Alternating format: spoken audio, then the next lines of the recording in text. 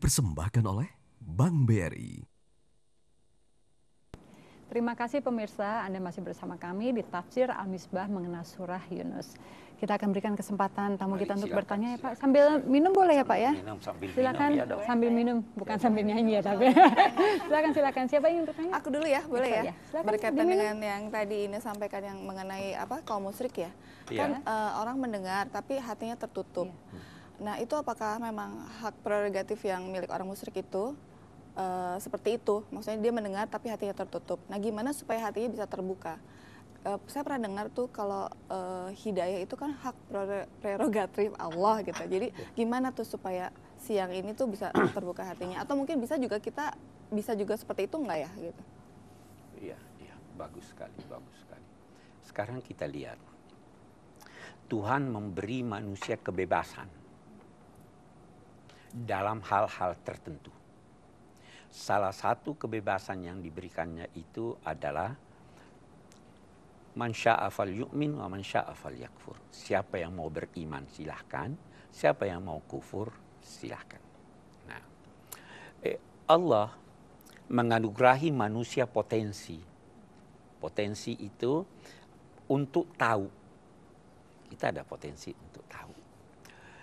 Dia juga menganugerahinya potensi untuk melakukan yang baik, memilih dulu, dan melakukan yang baik atau yang buruk.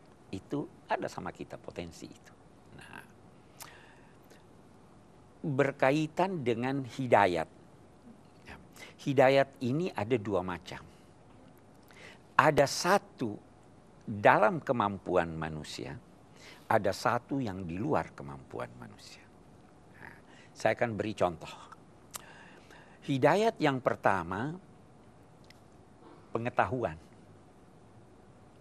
Allah melalui Rasulnya memberitahu kita. Dia beritahu sholat subuh dari sampai terbitnya fajar. Bohong, buruk. Dia beritahu kita. Oke. Lalu dia katakan, siapa yang mau, saya bantu.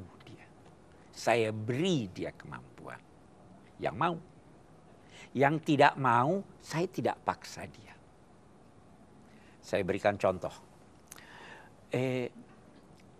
Ada orang, hidayat itu sebenarnya adalah pemberian petunjuk. Menunjukkan jalan. Ada satu orang katakanlah mau ke rumah si A. Dia tidak tahu jalan. Maka dia bertanya, saya harus pakai bus nomor berapa agar supaya sampai ke rumah si A.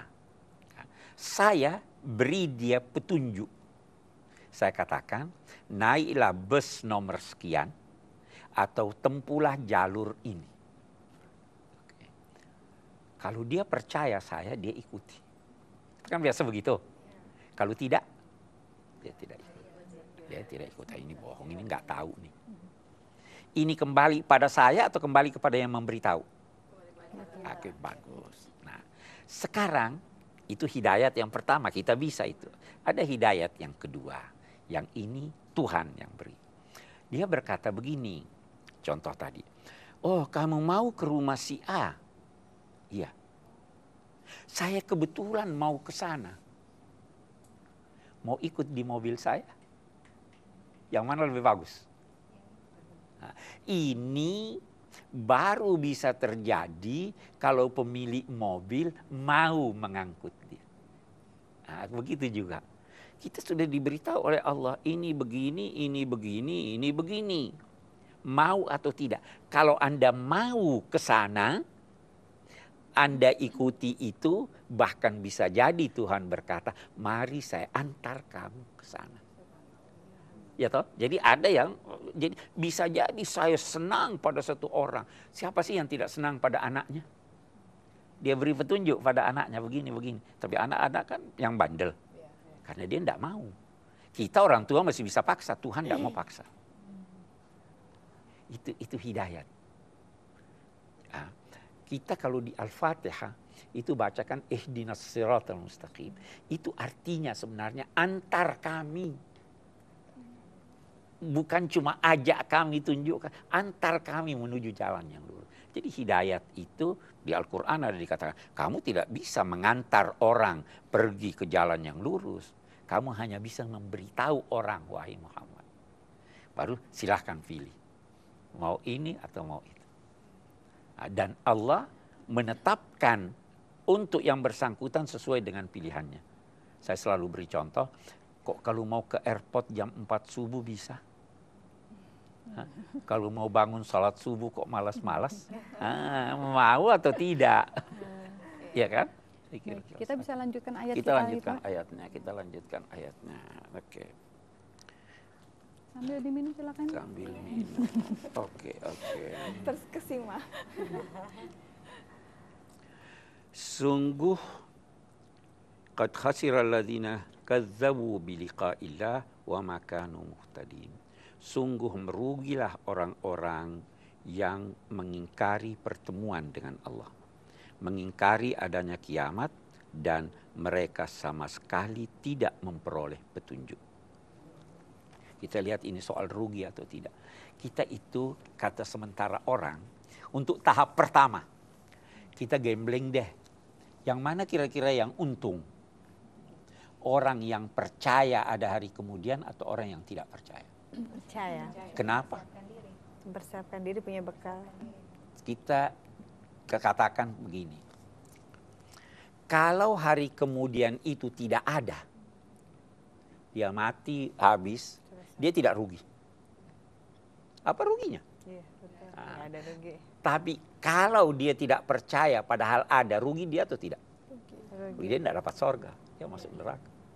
Nah, orang-orang ini Allah nyatakan sungguh merugilah orang yang tidak percaya adanya hari kemudian. Anda kalau percaya ada hari kemudian, perbuatan Anda pasti baik. Anda selalu berhitung, oh ini nanti saya dapat ganjaran, ini nanti saya selalu akan baik. Paling tidak Anda sudah dianggap baik oleh masyarakat Anda. Ya kan? Jadi setelah merugi orang-orang yang tidak percaya ada hari kemudian. Karena kalau tidak ada, ternyata tidak ada, dia tidak rugi apa-apa. Tapi kalau ada justru dia merugi. Karena itu untuk tahap pertama deh, bukan untuk Anda. Ada orang-orang yang begitu. Ada orang yang ada kita. Pak, kalau mau bertanya Pak, bisa. Jadi kalau misalnya membedakan, iya nih soalnya dari tadi penasaran, tadi kan berbicara mengenai orang-orang musyrik. Nah katanya yang lebih berbahaya adalah orang-orang yang munafik. Jadi bagian dari kita, tapi itu tadi hatinya mengingkari atau berbeda sama ucapannya. Nah itu bagaimana untuk melihat bahwa orang-orang yang munafik dan orang-orang yang musyrik. Iya, gitu. Bagus. Munafik itu salah 2 kali. Musyrik itu salah cuma sekali. Musyrik dia ternyata saya nggak percaya. Salahnya di situ kan. Kalau munafik dia sudah tidak percaya, dia bohongi lagi kita bahwa dia percaya. Jadi dia lebih berbahaya dari orang musyrik.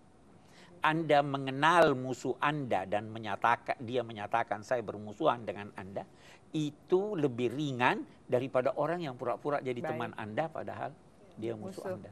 Itu sebabnya orang-orang yang munafik yang benar-benar setelah sampai pada puncak kemunafikan, fiddarkil asfali minan nar, tempatnya di neraka yang paling buruk.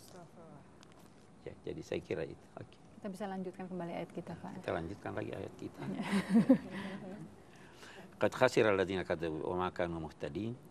Baru dikatakan imma nuriyannaka ba'dal ladzina na'iduhum aw natawaffayannaka fa ilaina marji'uhum tsumma Allahu syahidun 'ala ma yaf'alun. Ini kan orang-orang mendustakan Nabi, memaki Nabi dan lain-lain sebagainya.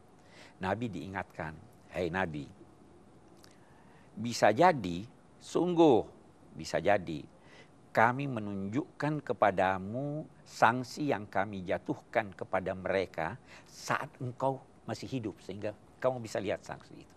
Tapi bisa jadi juga kami tangguhkan sanksi dan balasan itu sampai di hari kiamat." Apa maksudnya?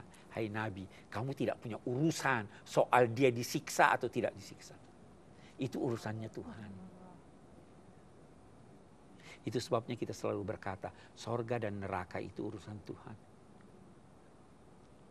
Tuhan punya hak prerogatif untuk itu. Kita lanjutkan nanti. Baiklah. Allah tidak akan menganiaya manusia. Namun manusia itulah sendiri yang menganiaya diri mereka sendiri. Kami akan kembali pemirsa setelah yang satu ini, tetaplah di Tafsir Al-Misbah. Dia tidak tahu, tidak berdosa. Orang itu baru dituntut untuk melakukan sesuatu setelah dia tahu.